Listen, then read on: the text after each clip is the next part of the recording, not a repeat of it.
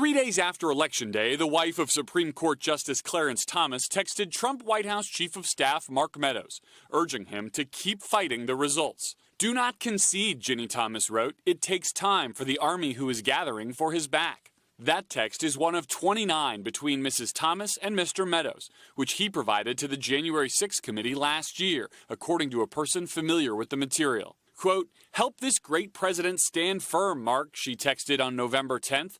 "The majority knows Biden and the left is attempting the greatest heist of our history." In other texts, Mrs. Thomas pushed debunk conspiracy theories and offers advice for the Trump team. None of the text messages mention the court or Clarence Thomas directly.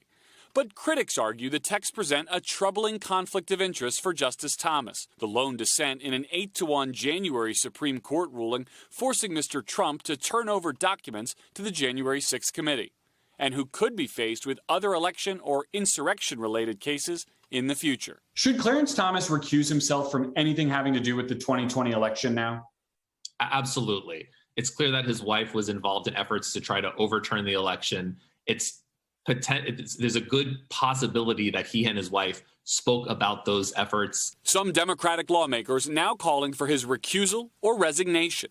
Oregon Senator Ron Wyden writing, "Justice Thomas' conduct on the Supreme Court looks increasingly corrupt."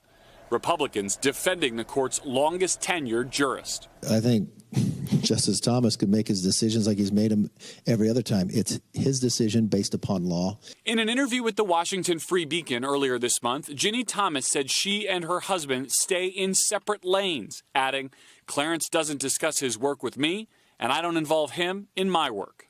And tonight, the court says Justice Thomas has been released from the hospital after a week of treatment for a non-COVID infection. Thanks for watching our YouTube channel. Follow today's top stories and breaking news by downloading the NBC News app.